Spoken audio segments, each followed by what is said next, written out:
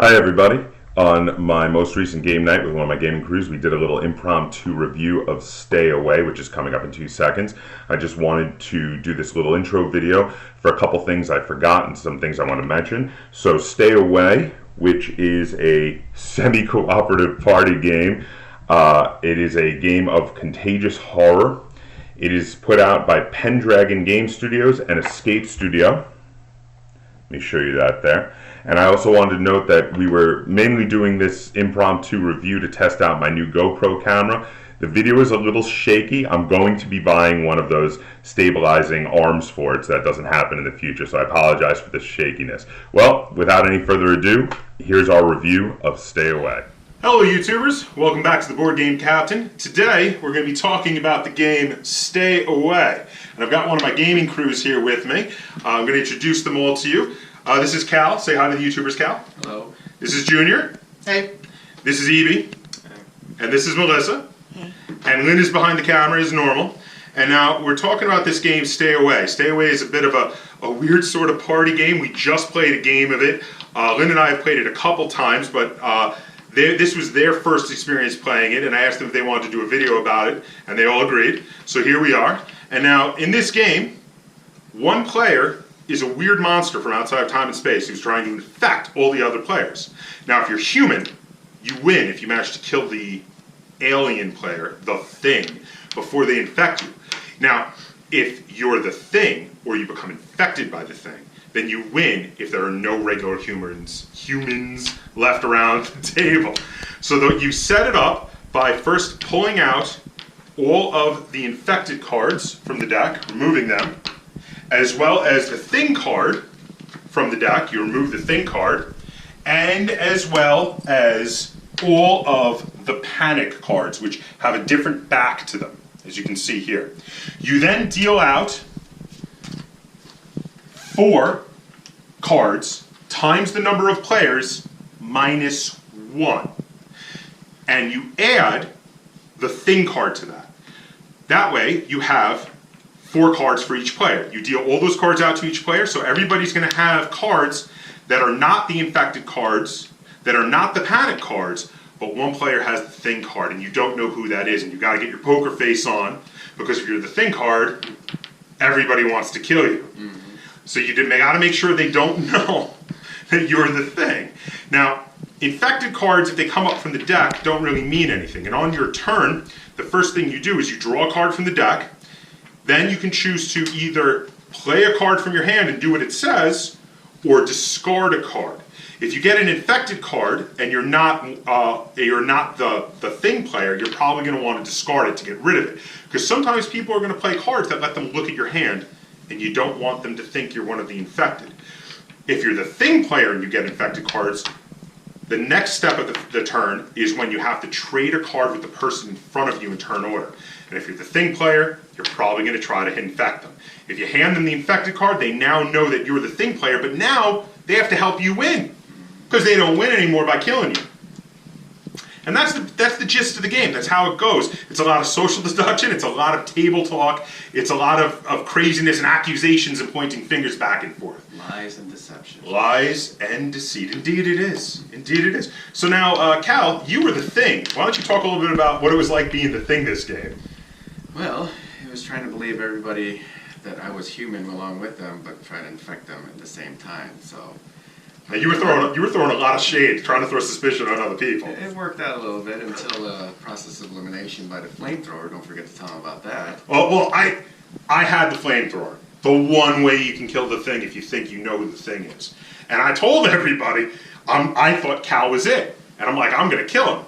And then he infected me. And then I changed my mind. I think Melissa's and they were like, oh my God, you've just been infected. And I'm like, no, I've changed my mind.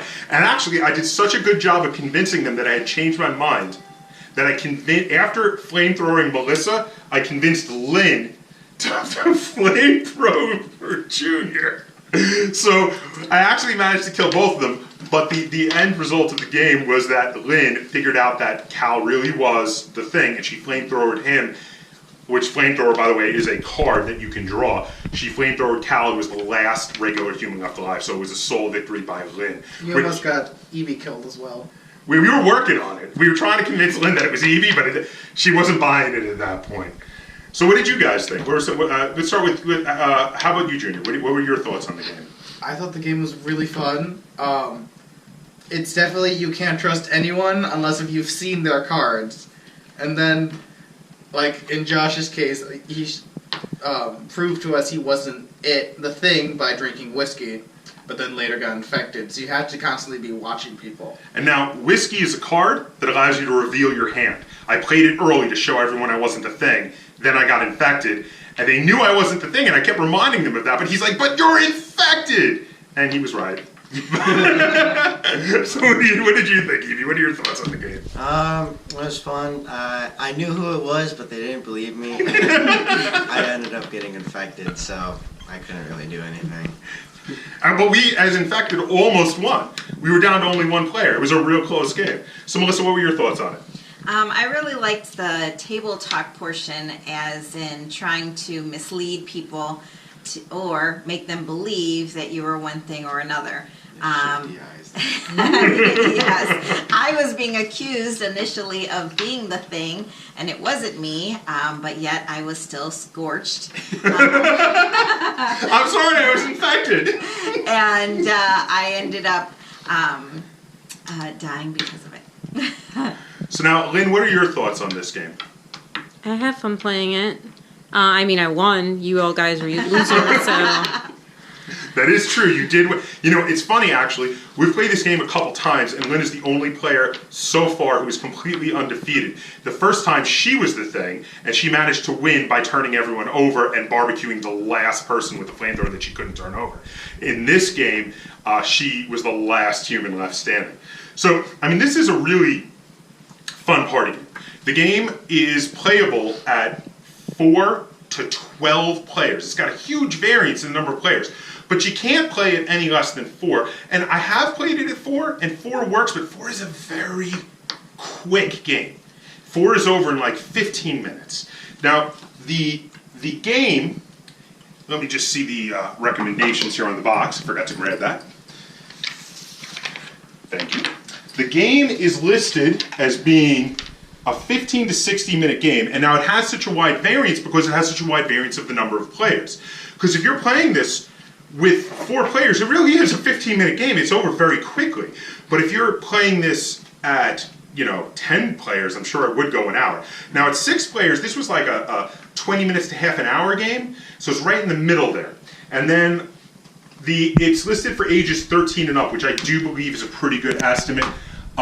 It's not overly complicated in its gameplay, but the concepts, the deception is a bit complicated. So it wouldn't be a good game to play with young children. But with teenagers and up, I think it's great. I mean, what do you think about that? I totally agree. Teenagers and up. Teenagers and up. And I think you want people who are willing to have that table talk, because it does just,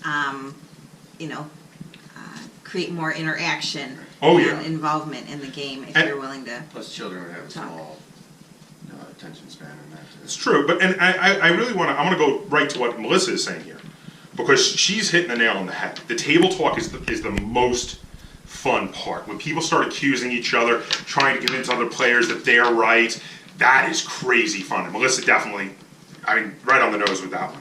That is the best part of this game. So you definitely want to try to get people going and get people talking. And the game, actually, I feel like it does a good job of getting everybody doing that. Because even the people who weren't trying to do that right away, the other players accusing them of being the thing, like when you were accusing Melissa, got her being like, I'm not the thing. Maybe you're the thing. Right? So, and really the one thing that we didn't talk about was the way that you can kind of protect yourself with quarantine, even though we never had any quarantine. Well, she got barricaded. She barricaded herself, which actually helped her out because she put a barricade up. That there's a couple of cards that allow you to protect yourself from incoming infection cards. There's a barricade which you place between you and your neighboring player, which keeps other people from passing you infection cards, and there's a quarantine which keeps people from passing you infection cards also. There's also a card that can protect you from being barbecued with the flamethrower called No Barbecue. Why don't you show that card there? So as you can see, this is a really fun game. The rules are very light. It took me all of 2 minutes to explain the rules to you. That's basically all the rules of the game. The one rule I didn't touch on is the panic cards. Now the panic cards are a little different. They come up and they have a different back, and when you draw them from the deck here, if they're the next card, you draw them and you immediately do whatever the panic card says. And generally, that play of the card takes away your ability to play a card on your turn, but does something weird and unique. But often will still allow you to swap a card with someone. There are a couple that say your turn ends right away. Other than that, I mean, that's basically all the different types of cards. The other thing is, when you're discarding cards or playing cards, you put them in the discard pile face down, and that's so the people discarding cards, nobody knows what they're discarding, so you're not giving you any hints away as to who is the thing, who is infected, who is not infected. I think this game is actually, for a fairly basic party game, this game is really well thought out. Right. Also, you're not sitting in the same spot always, too. Your rules. Oh, Yeah. yes, the cards. A lot of the cards, panic cards and playable cards, will cause people to swap places. And moving around the table in that musical chairs manner, it really does. Because like if you're like, oh man, you're the thing all the way on the other side of the table, and then somebody swaps with you and you're next to them, you're like, hi. You can get infected that way. I hope I was wrong. I hope you're not really the thing. He was. He was the thing. And then I got infected. You were one turn away from being barbecued. One turn. Infected guy. All right, so let's get some ratings up here. Now, I really like this game. I have played this game a few times, and now, while I like it at 4 players, I think it really shines at higher numbers of players. And anytime someone asks, I think I will play this game, and because of the great amount of potential for enjoyable table talk, I'm going to give this game an 8 out of 10 stars. I really like this game. What do you think, I Cal? agree, 8 is good. 8 stars? Junior? I agree. I did enjoy this game, and I really want to get it. Wow, very. He's going to buy it, so that's a pretty good review. What do you think, Evie? Yeah, I give it the same 8. 8? Wow, there's going to be no dissent. Melissa?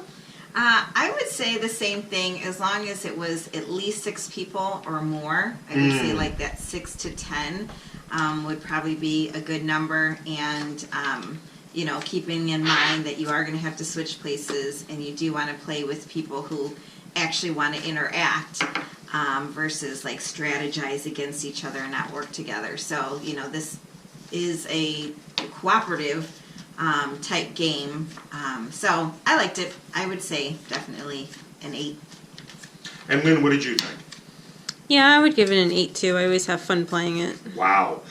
A unanimous. That is 6-8 scores on this. This is this is 6 thumbs up. I don't have enough thumbs to show you.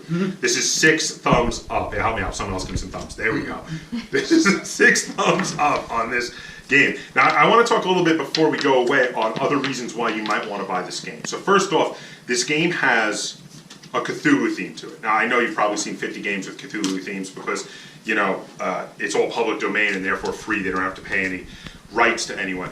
So this is another Cthulhu themed game, but in reality, the game doesn't really feel like a Lovecraft themed game. In reality, the game plays more like the movie The Thing, if you've ever seen it, with Kurt Russell from back in the early 80s. It 100% feels like they came up with an idea to make a game based around the movie The Thing, where you had that one guy who keeps infecting everybody, and you don't know, and you get paranoid and fearful who's a creature, who's a human. But they couldn't get the rights to make a Thing game. So instead, they called it Stay Away. They made a Cthulhu theme. They slapped a Cthulhu theme on it, which is cool. I like the Cthulhu theme. But if you're a big fan of the movie The Thing, and you love that whole paranoia feel, this is a great game for you. This is a fantastic party game. I do agree with Melissa. The more the merrier for players. I think 6 and up is a good number of players for this. 5 still works. 4 is okay, but again, more the merrier. I would love to try this at 12 players. Oh, yeah. That you couldn't figure out who the thing would be. Oh, the table talk and the accusations would be insane. So and I many love it. people would be It'd take barbecued. a while. Oh, there'd be a lot of barbecuing. Oh, it would be really crazy. So there you have it. Now, if you like Lovecraft themed games, if you love the movie The Thing, if you love big party games and these kind of suspenseful paranoia based games, and you love games that encourage a lot of table talk, this is a game for you. This is a solid 8 rating from us here at the Board Game Captain. So until we see you next time. Oh, first, Do you have any comments? Have you played Stay Away? Did I miss anything? Did I get anything wrong? Anything you'd like to comment on this video or the game? Any questions you'd like to ask about this video or the game? Please comment down below.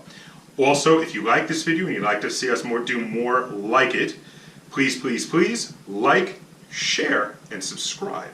And until next time, game on.